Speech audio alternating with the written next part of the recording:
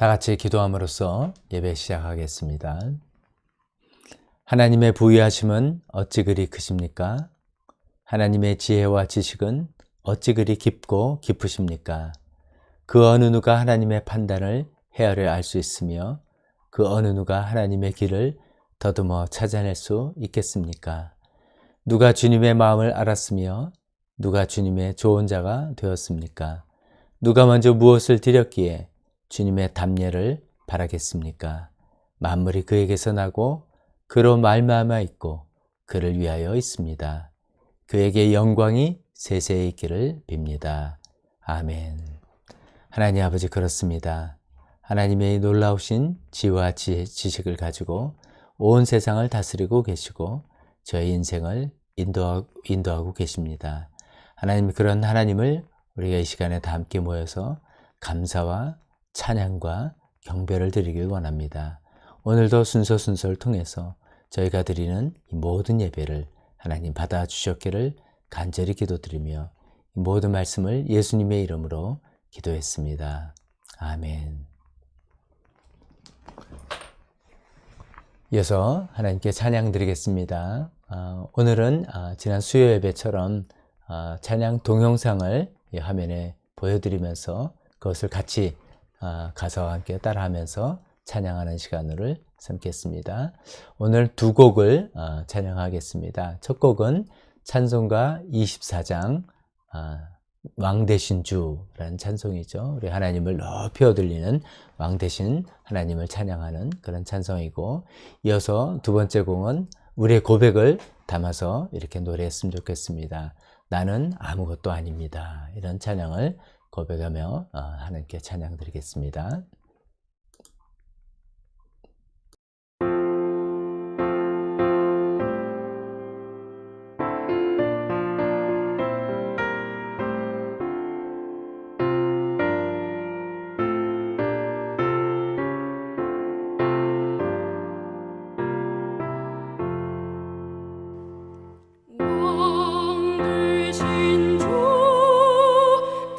주 다 찬양하여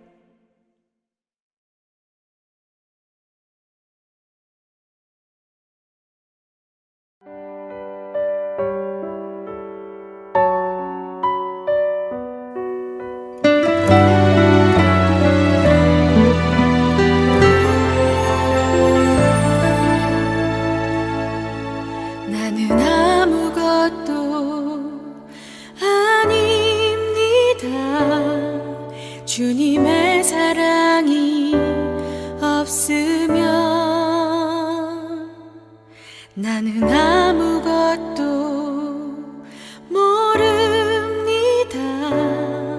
주님의 지혜가 없으면 나는 아무것도 못합니다. 주님의 능력이 없으면 나는 한순간도 못 삽니다. 주님의 생명이 없으면 이제 내가 사는 것 아니요. 그리스도 내 안에 사시니 오직 그의 생명이 나의 생명, 나의 모든 날들도 주의 것. 나는 오직 한 분 바랍니다. 나의 아버지, 나의 구원, 나의 주.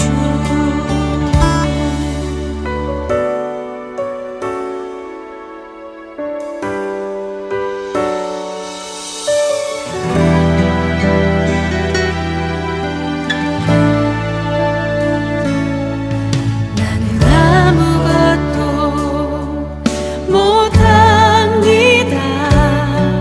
주님의 능력이 없으면 나는 한순간도 못 삽니다. 주님의 생명이 없으면 이제 내가 사는 것 아니요. 그리스도 내 안에 사시니 오직 그의 생명이 나의 생명, 나의 모든 날들도 주의 것. 나는 오직 한 분 바랍니다. 나의 아버지, 나의 구원, 나의 주. 나는 오직 한 분 바랍니다. 나의 아버지, 나의 구원, 나의 주.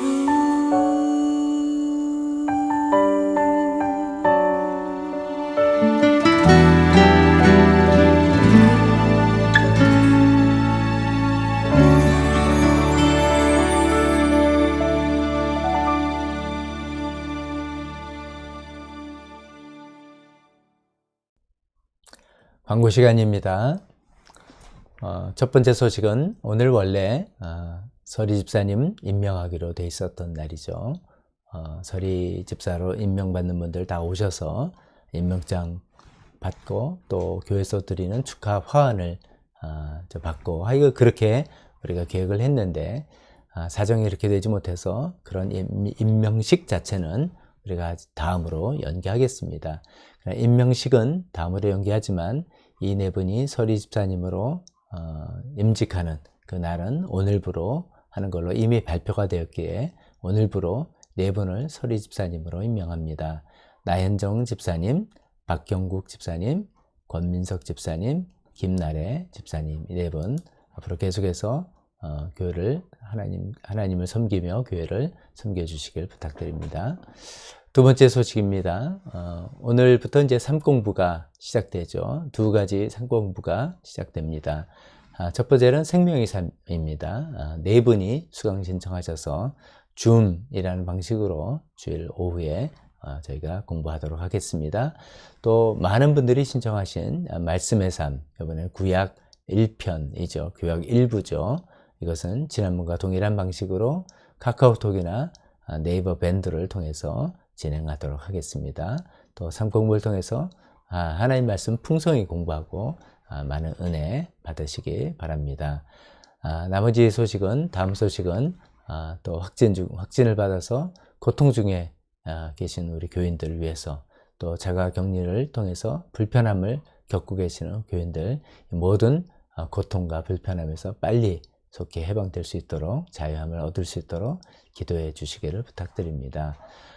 그 다음에는 이제 네팔과 북한 나라를 위해서 계속해서 기도하는 것처럼 그 사역이 중단되지 아니하고 그곳의 어려운 사정들이 하나하나 극복될 수 있도록 계속해서 기도해 주시길 바랍니다. 지난 시간에는 대표 기도가 없었습니다만은 오늘은 이제 제가 대신 대표 기도를 하도록 하겠습니다. 다 같이 기도하겠습니다. 하나님 아버지, 오늘 저희는 처음으로 교회라는 우리의 소중한 공간이 아니라 예배 인도자나 모든 성도가 각자의 처소에서 예배 드리게 됩니다. 함께 모여서가 아니라 각각의 장소에서 온라인을 통해서 예배 드리게 됩니다. 그럼에도 불구하고 일찍이 예수님께서 사마리아 여인에게 하신 말씀을 우리는 기억합니다. 하나님은 영이시니 예배하는 자가 영과 진리로 예배해야 된다고 예수님 말씀하셨습니다. 또 예배는 반드시 어떤 특정 장소에서만 드릴 수 있는 것이 아니라 어느 곳에든지 이렇게 영과 예배로 드릴 수 있는 것이라고 알려주셨습니다. 하나님, 오늘은 그 어느 때보다 그 말씀을 붙들고 예배드리길 원합니다.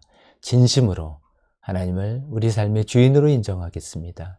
또 진심으로 우리 삶의 상황과 형편에 상관없이 모든 것을 하나님께 감사드리며 하나님의 뜻대로 살겠다고 다짐하는 마음으로 예배드리기 원합니다. 이렇게 영과 진리로 드리는 저희 예배를 받아 주시옵소서. 하나님, 이 시간에 코로나로 고통당하고 계신 우리 교회 식구들을 위해서 간절히 기도합니다. 바이러스와 싸우느라 고생하고 계시는 모든 분들이 속히 완쾌되기를 간절히 기도합니다. 또한 완쾌된 이후에도 아무런 후유증이 없게 되기를 간절히 기도합니다. 이번에 고생하고 계시는 모든 분들이 지난번 전성호 형제가 후유증 없이 완쾌된 것처럼 그렇게 되기를 기도합니다. 또한 확진이나 자가 격리로 인해서 주변에 따가운 시선이 있다면 그 모든 것으로부터 보호해 주셨기를 기도합니다. 오히려 이해해주고 격려해주는 분들이 주변에 많아지게 되기를 간절히 기도합니다. 하나님 아버지, 이 일로 인해서 어쩔 수 없이 당하게 되는 피해와 손실이 있습니다. 그것을 최소화하게 도와주시옵소서. 감당할 수 있을 만한 정도만 되게 하여 주시옵소서.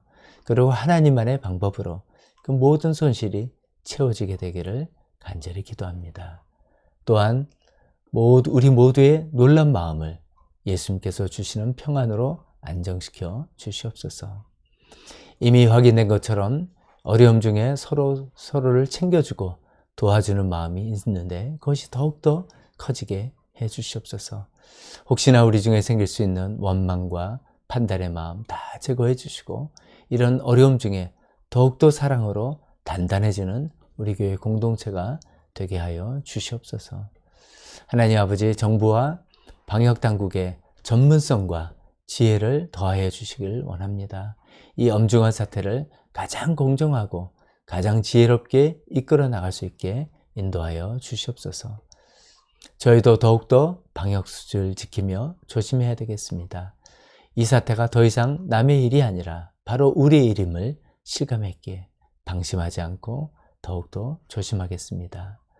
하지만 하나님 아버지, 우리의 신앙생활이 또 우리의 영과 마음이 위축되지 않게 되기를 기도합니다.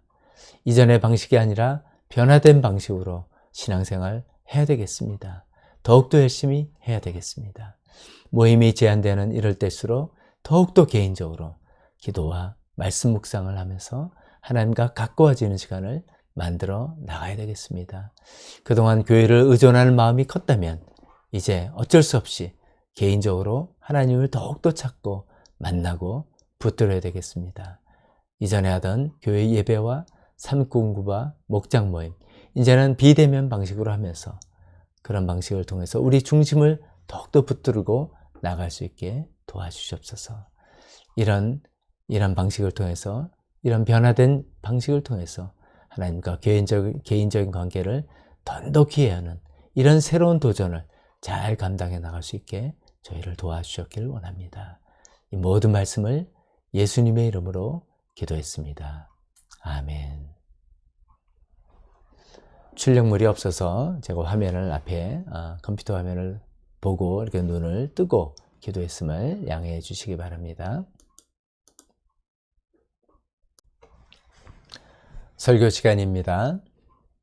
오늘은 요한복음 11장의 말씀을 가지고 부활이요 생명이신 예수님, 부활이요 생명이신 예수님이라는 제목으로 하나님 말씀 증거하려고 합니다.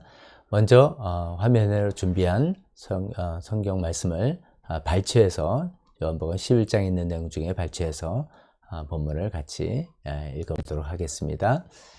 제가 읽겠습니다. 그 누이들이 사람을 예수께로 보내서 말하였다. 주님, 보십시오. 주님께서 사랑하시는 사람이 앓고 있습니다. 예수께서 들으시고 말씀하셨다. 이 병은 죽을 병이 아니라 오히려 하나님의 영광을 드러낼 병이다. 이것으로 말미암아 하나님의 아들이 영광을 받게 될 것이다. 예수께서는 마르다와 그의 자매와 나사로를 사랑하셨다. 그런데도 예수께서는 나사로가 앓는다는 말을 들으시고도 계시던 그곳에 이틀이나 더 머무르셨다. 예수께서 가서 보시니 나사로가 무덤 속에 있는지가 벌써 나흘이나 되었다.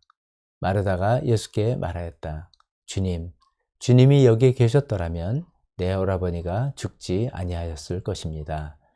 그러나 이제라도 나는 주님께서 하나님께 구하시는 것은 무엇이나 하나님께서 다 이루어 주실 줄 압니다.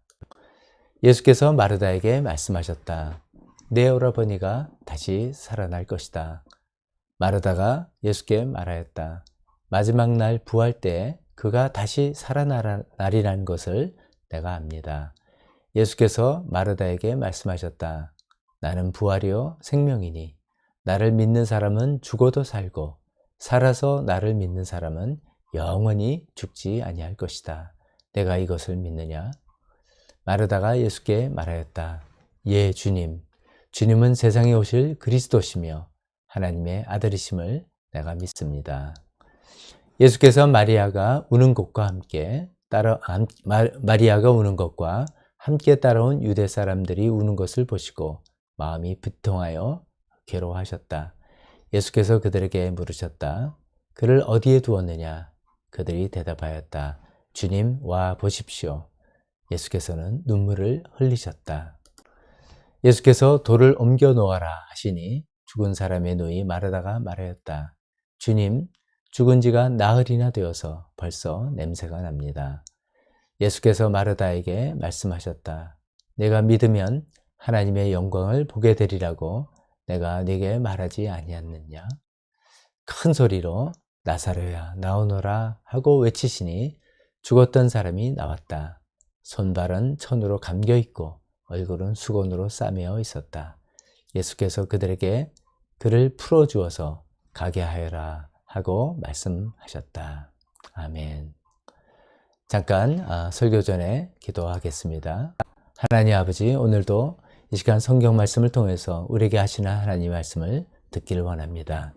성경 내용을 배우는 것이 아니라 그 말씀을 통해서 우리에게 하시는 말씀을 듣고자 하오니 성령께서 우리 각자에게 하시는 말씀 잘 듣고 회개할 것은 회개하고 감사할 것은 감사하고 결단할 것을 결단하며 순종하며 따르는 저희가 되게 도와해 주시옵소서. 예수님의 이름으로 기도했습니다. 아멘.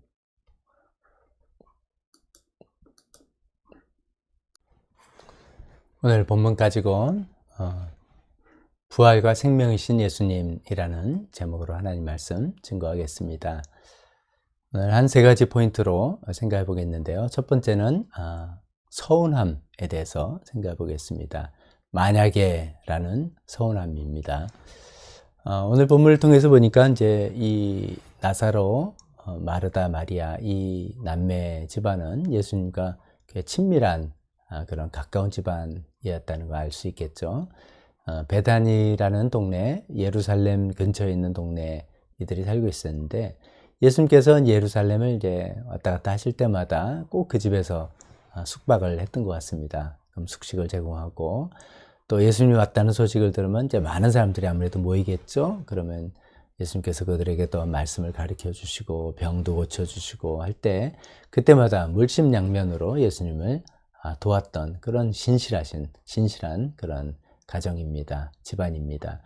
자, 그렇게 됐는데 이제 나사로가 어떤 일인지 아이가 중한 병이 걸렸을 때 그들은 이제 자연스럽게 예수님을 떠올렸겠죠. 예수님이 오시면 분명히 고쳐줄 수 있겠다 생각해서 급히 사람을 보내서 예수님 보러 좀 와 주십사 이렇게 부탁을 했던 것이죠.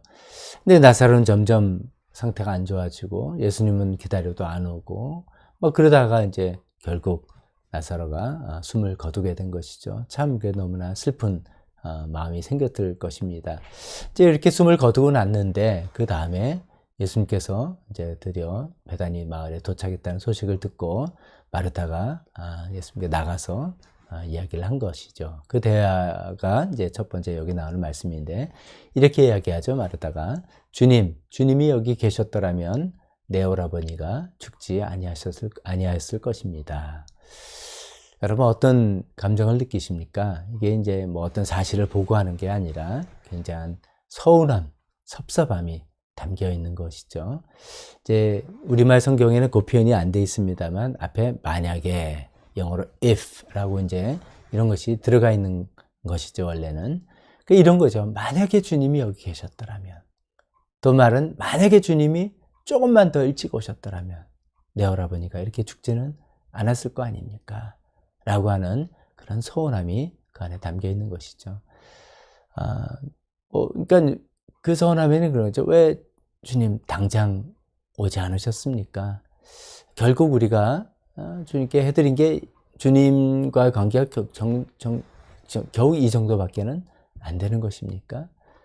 그동안 우리가 주님을 위해서 다 좀 이렇게 해드리지 않았습니까? 주님 우리 필요할 때 우리가 물심양면으로 숙박도 제공해주고 다 도와드리고 예수님 당신 필요할 때는 언제든지 우리한테 찾아오시더니 정작 우리가 예수님의 도움이 필요할 바로 그 가장 중요한 때 예수님은 오지 않으시고 참 서운합니다.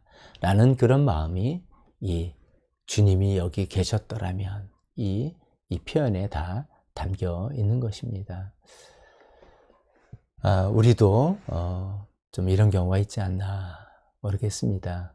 특히나 신앙생활을 열심히 하시는 분일수록 그런 일들이 있을 수 있습니다.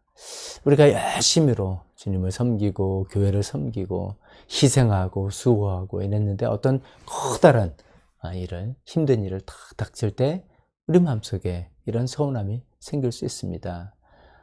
만약에 주님께서 나를 위하신다면 말은 어떻게 표현하더라도 어떻게 이런 일이 나한테 있을 수가 있는가 이런 생각이죠. 그래도 열심히 기도하는데 그런 어려운 일이 있어서 기도하는데도 우리가 바란 대로 일이 해결이 잘 안 되고 응답이 안 될 때 그때 이제 우리도 이런 비슷한 마음들이 막 생각나는 것이죠. 이렇게 우리가 이제 만약에 내가 주님 위해서 이렇게 해드렸는데 이렇게 열심히 했는데 이렇게 수고했는데 이렇게 주님께서 도와주시지 않는가라는 생각에 서운함이 빠질 때 우리는 어떻게 해야 되는지 두 가지만 말씀드려 보겠습니다. 첫 번째는 이런 것을 이제 소위 공로주의라고 합니다. 공로주의. 내가 공을 세웠다는 거죠. 내가 주님을 위해서 뭔가 해드렸다. 공을 세웠다. 따라서 주님은 나에게 갚아줘야 된다. 뭘로? 내가 원하는 나의 그 기도응답으로 평안으로 성공으로 갚아줘야 된다. 라고 생각하는 것이죠. 그러니까 우리가 주님을 위해서 했다는 것이 다 공을 세우는 그런 것이라 생각하는 공로주의라는 것이죠. 제가 오늘 예배를 시작하면서 로마서 11장 35절로 시작했습니다. 누가 먼저 무엇을 드렸기에 주님의 답례를 바라겠습니까? 라는 구절입니다. 여기 답례라는 것이 영어로 repay, 그러니까 빌린 돈을 갚는다는 그런 뜻이겠죠. 하나님께서 세상에 누가 하나님께서 누구에게 빚졌냐 이것이죠.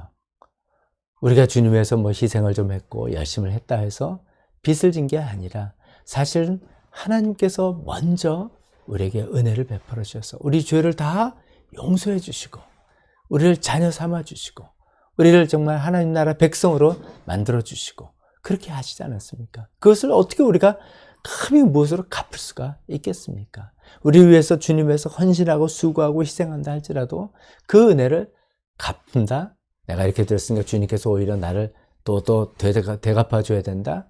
절대로 그런 것이 없다는 것이죠. 우리가 하나님께 공을 세우는 것이 하나도 없다는 것이죠. 만약에 우리 마음속에 그런 답례를 바라고 그런 바람 마음으로 주님 위해서 뭘 했다면 그건 지극히 계산적이고 이기적인 기복적인 신앙, 그건 신앙도 아닌 그런 모습이지 않겠습니까?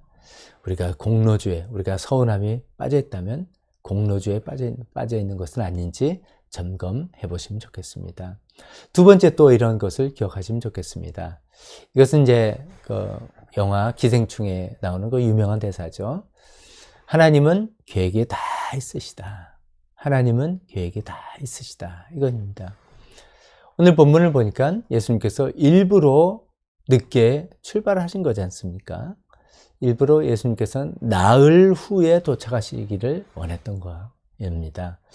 왜 하필이면 나흘인가 하면은 유대인들의 그 민간신앙이랄까요? 생각 중에는 사람이 죽으면 이제 3일 동안은 이 시신 근처에 있는데 이제 3일까지 있다가 이제 나흘째는 떠나는 것이죠. 그러니까 나흘째는 이제 완전히 죽었다 이거죠. 그러니까 죽은 지 하루 됐으면 소생할 가능성이 있다라고 생각하는데 나흘째 됐으면 이제 완전히 끝 이렇게 생각한다는 것이죠. 그러니까 완전한 절망 이런 것이죠. 그래서 어쩌면 예수님께서는 이제 완전히 죽었다라고 다 인식이 된 그 후에 다시 살리셔서 하나님의 능력을 나타내기를 원했던 그런 것이죠. 그래서 일부러 의도적으로 그렇게 하셨다는 것이죠. 근데 하나님의 그 의도는 반드시 선한 의도, 사랑의 계획 이런 것이지 않습니까? 근데 마르다 마리아는 그것을 몰랐던 것이죠. 그러니까 마르다 마리아가 몰랐을 뿐이지 하나님께서는 계획이 다 있으셨다 이런 내용입니다. 우리도 다 마찬가지입니다. 우리에게 닥친 모든 일들이 이것이 좋은 일인지 나쁜 일인지 하나님께서 어떤 의도를 갖고 계신지 우리는 모릅니다. 그것을 모르기 때문에 섭섭함이 생기고 서운함이 생기는 것입니다. 세옹지마를 늘 기억합시다. 이 일이 나중에 정말로 좋은 일이고 복된 일이 될지 우리는 몰라서 우리는 모르는 상태에서 그냥 서운함에 빠지게 되면 나중에 그것은 얼마나 어리석음으로 나타나겠습니까? 우리가 할 일은 하나님을 신뢰하는 것입니다. 하나님의 선하심을 신뢰하는 것입니다.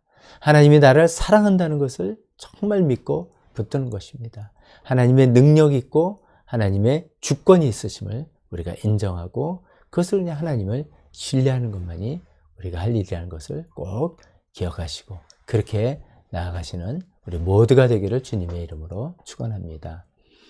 두 번째로 생각해 볼 것은 우리와 함께 슬퍼하시는 예수님, 우리의 고통을 함께 슬퍼하시는 예수님에 대해서 생각해 보겠습니다. 예수님께서 이제 나흘 후에 일부러 나흘 후에 오셔서 완전 절망에 빠진 마르다 마리아에게 나사로 살려서 부활시키는 것이 살리는 것이 하나님의 뜻이다. 라고 이제 말씀드렸는데요. 그런 것을 이제 예수님께서 그냥 기계적으로 그냥 목적만 이루면 된다. 이렇게 해서 착 이렇게 수행하시는 분인가라는 것이죠. 제가 이제 얼마 전에도 이제 어떤 분이 저한테 연락이 와서 이제 무슨 일인가 했더니 이제 결국은 이제 보니까 이런 거예요. 제가 어떻게 지내는지, 저에 대해서 이렇게 관심보다는 저를 통해서 같이 뭘 하고 결국 저에게 어떤 좀 도움을 받고자 하는 그런 생각이 그런 계획이었다는 것을 나중에 다 이제 전체를 통해서 알게 된 다음에 좀 마음이 이제 편치는 않았습니다. 아니 좀 일을 같이 하고 어떤 걸 해도 순서는 나에 대해서 좀 관심을 가지고 특히 내가 어떤 처지가 어떤 고민과 있는지 좀 알고 이야기 나누고 공감을 하고 관계를 좀 맺고 그 위에 그 관계의 바탕 위에서 어떤 일을 해야 되지 않을까 생각하는데 별로 관심이 없고 그냥 어떤 일과 그 계획과 이런 이야기를 하시기에 좀 마음이 좀 서운했다, 이렇게 서운한 생각이 들었습니다. 만약에 예수님께서 그냥 나흘의 일을 오시고 죽은 나사로를 살리시고 그 하나님의 영광을 나타내시고 끝, 미션 석세스, 그걸로 끝나는 거였다면 어쩌면 우리도 예수님께 좀 마음이 좀 이렇게 어떨까요? 좀 열리지 않을지도 모르겠습니다. 그런데 이제 그렇지 않은 것이죠. 오늘 이제 본문을 보니까 예수님께서 마음이 비통하고 괴로워하셨다, 이렇게 표현하고 있습니다. 또 예수님께서 눈물을 흘리셨다라고 알려주고 있습니다. 예수님께서 왜 비통하고 왜 괴로워하셨을까? 예수님께서 여기다 비통하셨다는 것에 이게 비통이란 표현은 좀 이런 의미를 갖고 있습니다. 말이 확 달리는 말이 콧김을 막 거칠게 확 내쉬면서 씩씩거리는 그런 거죠. 근데 이제 그런 걸 표현해서 어떤 속에서 깊은 분노가 끓어오른다라는 이런 뜻을 담고 있는 용어입니다. 그것을 이제 비통 이렇게 표현합니다. 그냥 슬프다가 아니라 그냥 분에 차가지고 그냥 씩씩거리는 그런 상황을 표현하는 것이죠. 예수님께서는 왜 비통하실까요? 예수님께서는 지금 죽은 나사로 무덤가에 있는 마르다, 마리아, 그 다음에 주변에 조문하러 온 많은 사람들의 모습을 보고 그 모든 사람들이 결국은 죽음으로 끝나는, 그들을 모두 죽음으로 끌고 가는 그 사탄의 그 권세, 사탄의 그 만행, 그것을 보고 분노에 차서 지금 비통해 하신 것입니다. 모든 사람을 죽음으로 끌고 가는 그 사탄의 만행, 그것을 보고 분노하셔서 비통하셨다라고 표현한 것이죠.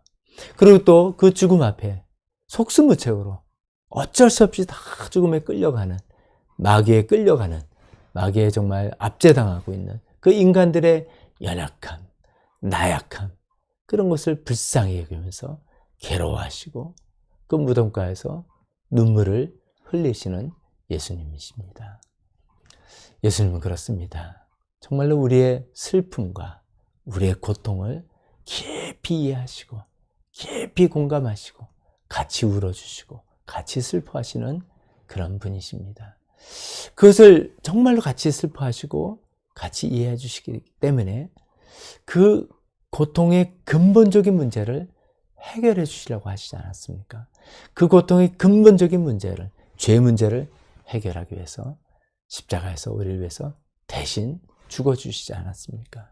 그래서 대신 죽어주시고 또 지금도 우리의 고통과 그 어려움과 슬픔 가운데 우리와 함께 아파하시고 슬퍼하시고 고통을 겪고 계시는 그런 예수님이십니다. 그렇기 때문에 우리가 살아가면서 겪는 모든 아픔과 고통과 두려움과 불안함과 이런 것들 다 주님, 예수님께서는 다 이해하시고 공감하시기에 주님께 온전히 내어드리고 맡겨드리는 저와 여러분들 다 되었으면 좋겠습니다. 오늘 이 시간에 살고 있으면서 우리가 겪고 있는 그 어떤 어려움과 고통과 아픔, 두려움이 있다면 이 시간에 다 주님께 그것을 맡겨드리고 주님께서는 그걸 충분히 이해하시고 공감하시고 함께 아파하시고 눈물 흘리시는 그 예수님, 그것을 다 거둬가실 그 예수님인 것을 믿습니다. 세 번째로 우리가 생각해 볼 것은 오늘 설교의 제목인 부활과 생명에 대해서 우리가 생각해 보겠습니다. 이제 다시 마르다와의 대화로 돌아가 보겠습니다. 마르다와 예수님과의 대화가 이제 길게 나와 있는데 이것을 자세히 보면 약간 동문서답 같습니다. 마르다가 이렇게 얘기했죠. 주님께서 여기 계셨더라. 만약에 주님 계셨으면 여러분이 나사로 죽지 않았을 텐데요. 라고 이야기할 때 예수님께서 이제 뭐라고 얘기했습니까? 내가 네 오라비를 다시 오라비가 다시 살아날 것이다. 이렇게 이야기했어요. 그랬더니 마르다가 뭐라고 대답했냐면 마지막 날 부활 때 그가 다시 살아날 것을 내가 압니다. 이렇게 이야기했습니다. 이거는 마치 이제 나는 부활신앙을 갖고 있습니다. 라는 이분이 좀 투철한 부활신앙이 있구나. 라는 그렇게 볼 수도 있겠지만 그보다는 좀 뭔가 아직도 예수님에 대한 서운한 감정이 해결이 안 돼서 뭔가 좀 퉁명하게 대답하는 그런 분위기를, 그런 감정을 우리가 읽을 수가 있습니다. 마치 이렇게 이야기하는 것 같습니다. 아니 예수님, 우리가 그렇게 빨리 와달라고 부탁할 때는 빨리 안 오시더니, 그래서 우리 오라버니 결국 죽게 됐는데, 아니 그렇게 무심하던 분께서 이제 기껏 하신다는 말씀이 마지막 날에 내가 다 살릴 것이다. 그거 저도 알고 있습니다. 그건 몰라서 이렇게 슬퍼하는 거 아닙니다. 그것쯤은 저도 알고 있습니다. 뭐 이런 식으로 지금 대답하는 그런 마르다의 모습인 것이죠. 그럴 때 예수님께서 마르다에게 아주 굉장히 중요한 말씀, 놀라운 말씀 하신 것이죠. 나는 부활이요 생명이니 나를 믿는 자는 죽어도 살겠고 살아서 나를 믿는 사람은 영원히 죽지 않을 것이다. 내가 이것을 믿느냐. 모든 우리가 정말 암송하며 또 붙드는 그런 말씀 아닙니까? 근데 이 말씀도 곰곰이 생각해 보면 이게 무슨 뜻일까? 좀 아리송합니다.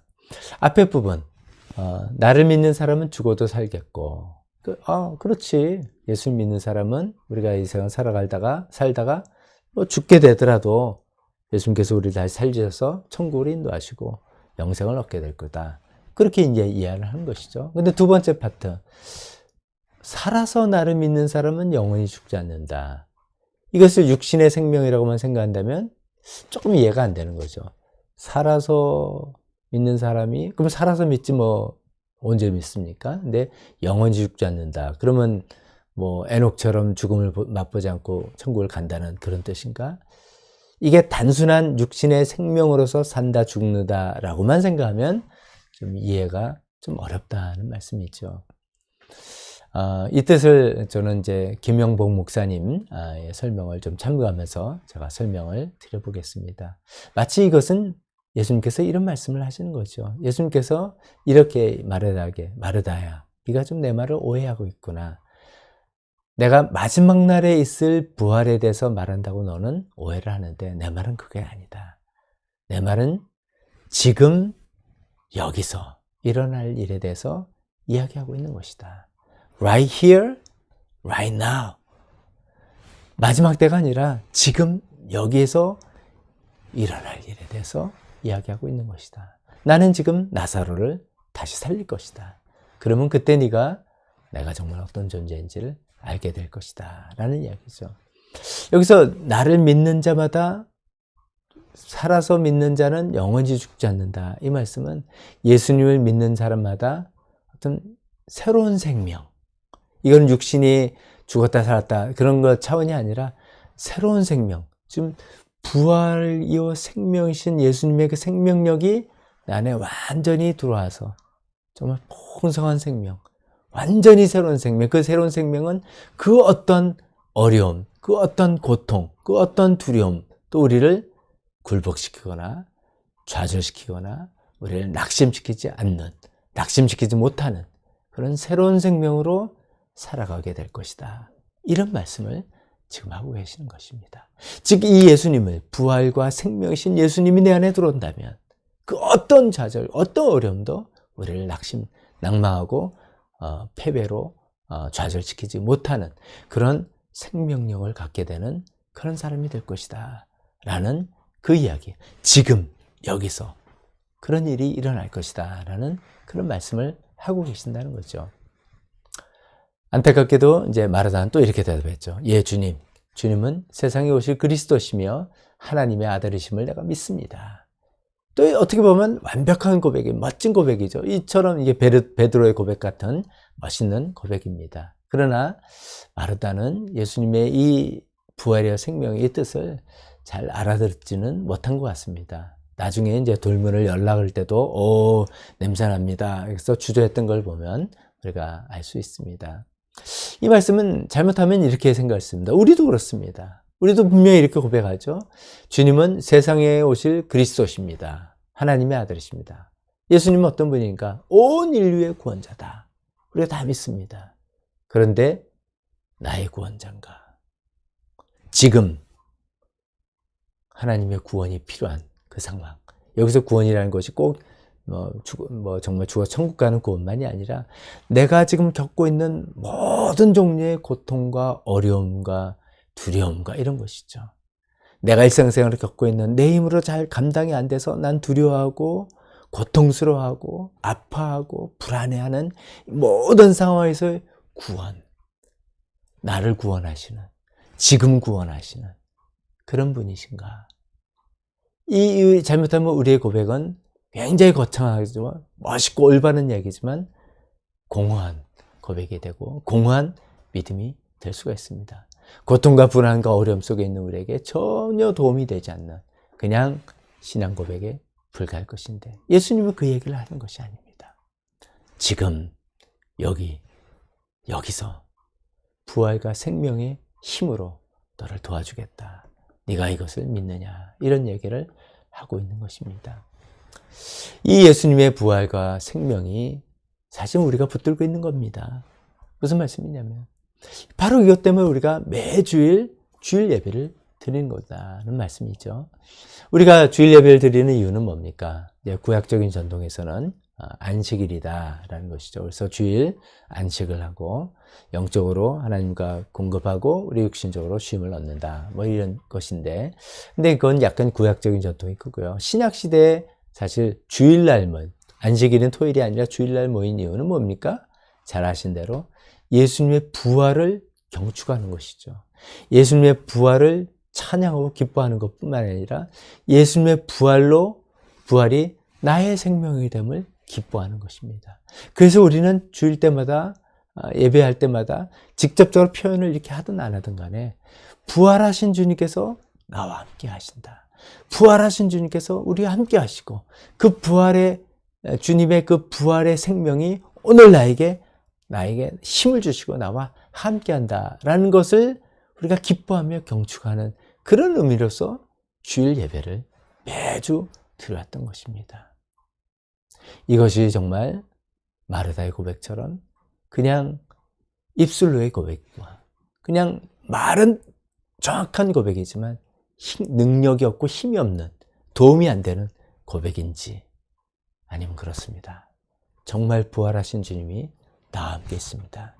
주님은 부활이요 생명이십니다. 그 예수님을 믿는 사람이 지금 여기서 나에게 그 생명력을 주십니다.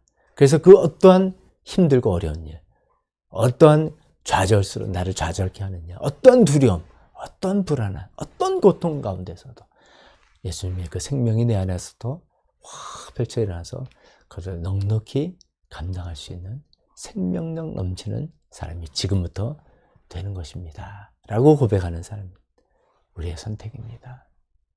우리가 정말 입술로만의 고백인지 진정한 생명력이 있는 고백과 믿음인지 우리가 다 이 후자의 것을 택해야 되지 않겠습니까? 오늘 이 말씀을 통해서 이것을 우리가 함께 나누길 원합니다. 부활이와 생명이신 그 예수님 우리 함께 계십니다. 우리 안에 계시고 우리 옆에 계시고 우리 앞에 계시고 우리 뒤에 계십니다. 그 어떤 어려움도 어떤 고통도 우리를 좌절시킬 수 없습니다. 그 부활인 생명이신 예수님을 붙들고 나아가는 저 여러분들 다 되시기를 주님의 이름으로 축원합니다. 우리 잠깐 기도하겠습니다. 하나님 아버지, 그렇습니다. 우리가 믿는 신앙은 하나님 이론의 신앙이 아닙니다. 또 미래형의 신앙이 아닙니다. 오늘날 현재 우리에게 필요한, 우리에게 도움이 되는 그런 믿음입니다. 예수님은 우리의 부활이요 생명이십니다. 부활하신 예수님이 우리와 함께 계십니다. 우리에게 생명력을 부어놓으십니다.